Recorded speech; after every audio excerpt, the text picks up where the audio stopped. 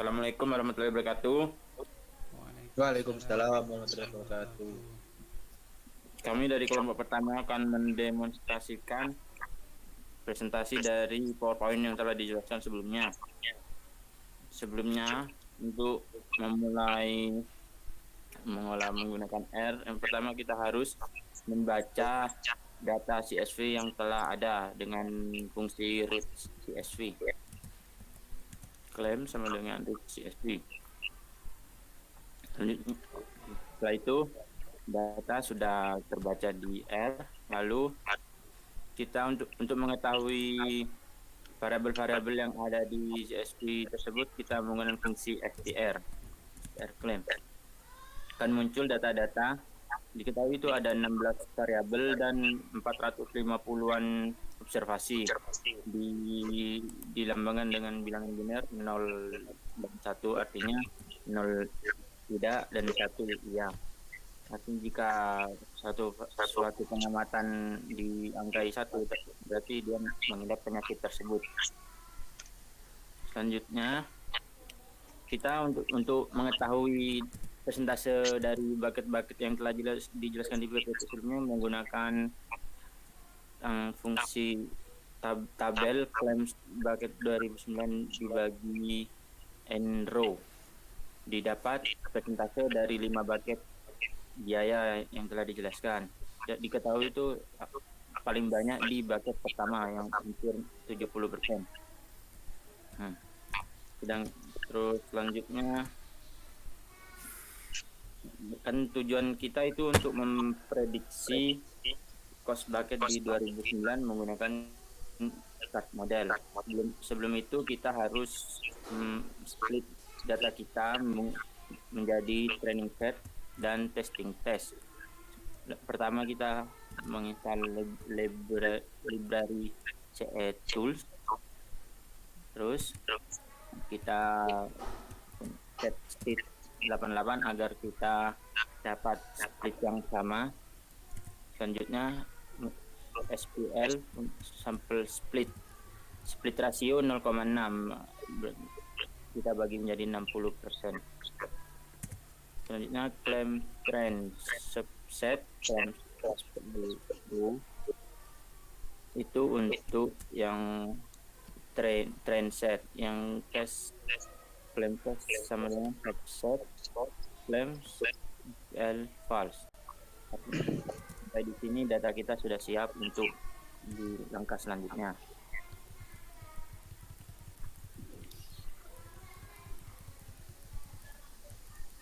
Monggo Mas Ben. Selanjutnya di sini kita akan menggunakan metode dalam penggunaan di software R.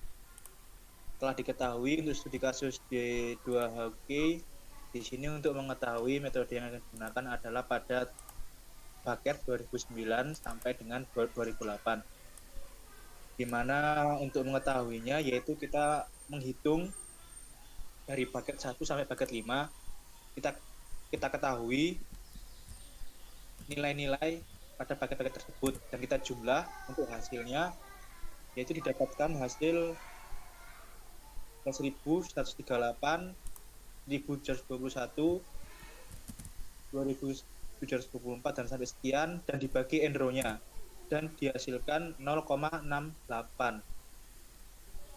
Dan selanjutnya kita menghitung atau untuk mengetahui matrik penaltinya, yaitu dimana diketahui untuk matriksnya yaitu 0, 1, 2, 3, 4, 0, 1, 2, 3, 4 dan seterusnya, dimana n row-nya adalah 5. Diketahui untuk penalti matriksnya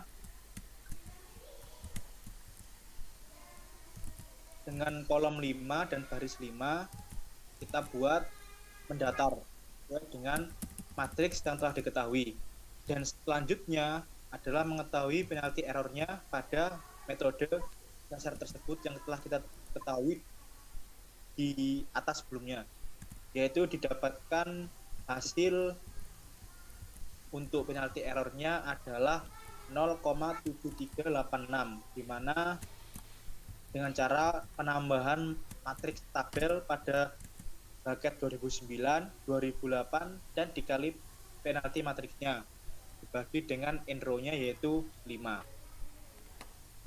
Dan selanjutnya adalah untuk mengetahui chart modelnya yang akan dijelaskan oleh saudara Busiri. Ya, terima kasih atas waktunya Mas Benhard. Mari kita lanjutkan ke proses membuat pohon keputusan dengan metode chart atau classification and regression tree untuk memperkirakan biaya perawatan kesehatan. Sebelum menampilkan model chartnya, pastikan package rpart dan rplotplot di-load dengan fungsi library.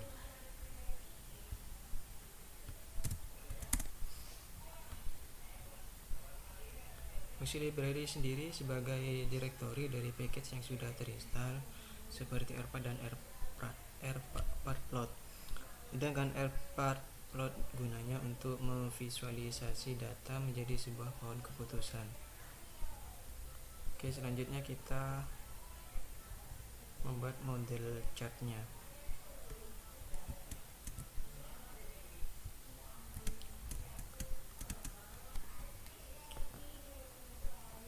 Model chart dibuat menggunakan fungsi rpart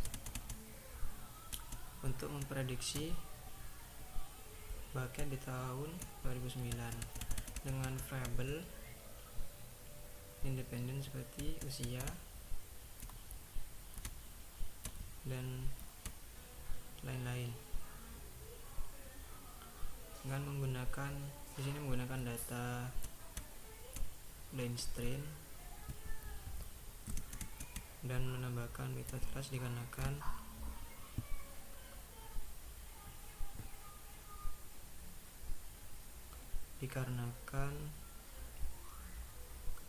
memiliki masalah klasifikasi di sini. Kita tidak perlu mencoba pembuatan coding ini karena takut prosesnya lama. Jadi kita langsung ke proses selanjutnya, yaitu menampilkan pohon keputusannya dengan perintah prp claims tree. Nah, setelah perintah ini dijalankan, maka akan muncul pohon keputusannya seperti ini.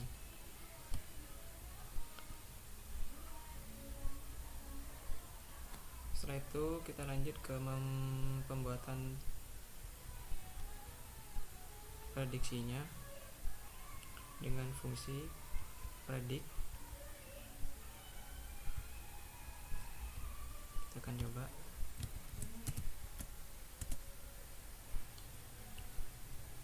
Setelah itu lanjut ke pembuatan matriks kualifikasinya untuk menghitung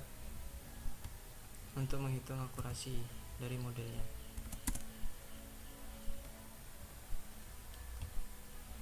Jadi untuk menghitung akurasi di sini menjumlahkan angka yang terdapat pada diagonal hasil predict test tadi dan dibaginya dengan jumlah total pengamatan atau enrow.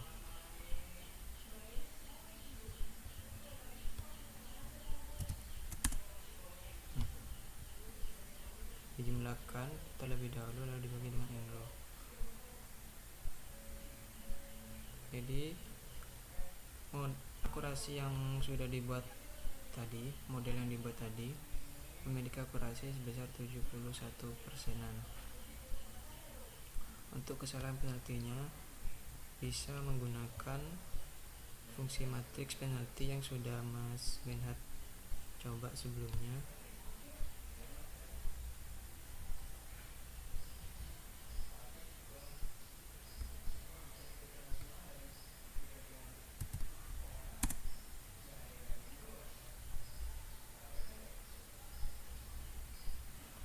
Jadi nanti mengambil setiap entry dalam matriks klasifikasi dan mengalikannya dengan angka yang sesuai dalam matriks penalti.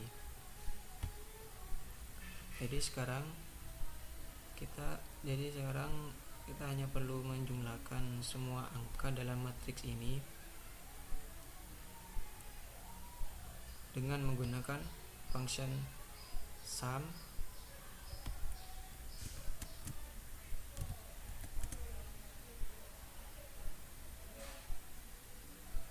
dan kemudian membaginya dengan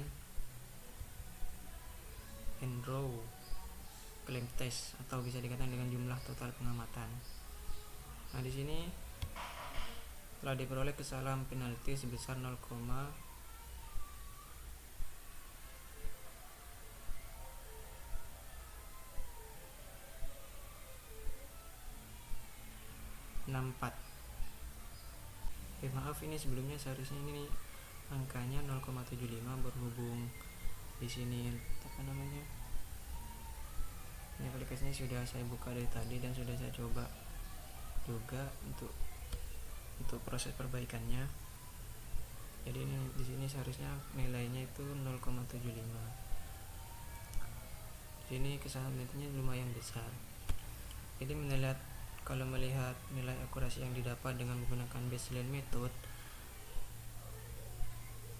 yang akurasinya sekitar 68% yang dibandingkan dengan nilai akurasi model pohon sebesar 71% lebih, ada peningkatan akurasi yang diperoleh dengan menggunakan pohon klasifikasi.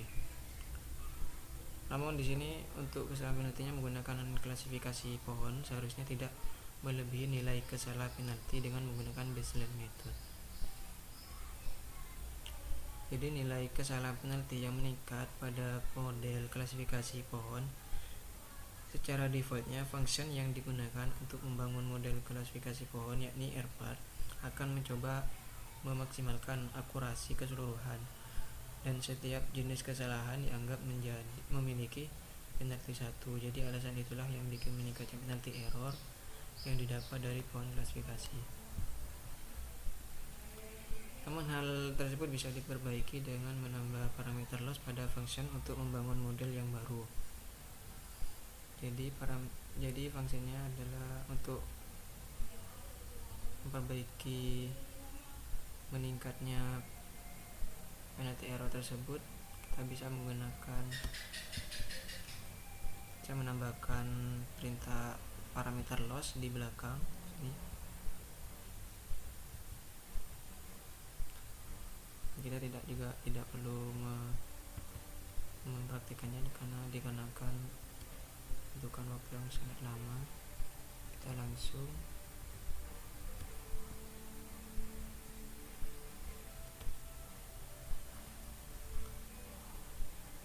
langsung melakukan prediksi ulang dengan function yang sudah dicoba tadi.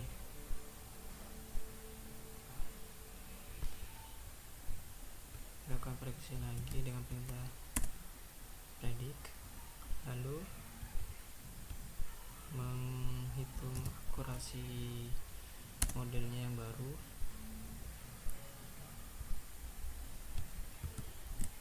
Sama seperti yang sebelumnya. Nah, ini akurasi model yang didapat setelah ditambahkannya parameter loss tadi. Selanjutnya kita akan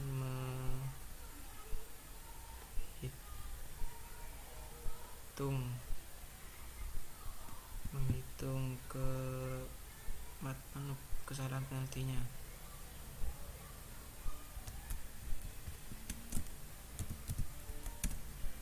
Nah, di sini telah didapat bahwasanya kesalahan penaltinya adalah sebesar 0,64. Jadi model yang baru yang tadi dibuat memperoleh nilai akurasi yang lebih rendah dari metode dasar, yakni metode baseline, yakni sekitar 64%. Sedangkan kesalahan penalti jauh lebih rendah dari metode baseline, yakni 0,64. Terima kasih.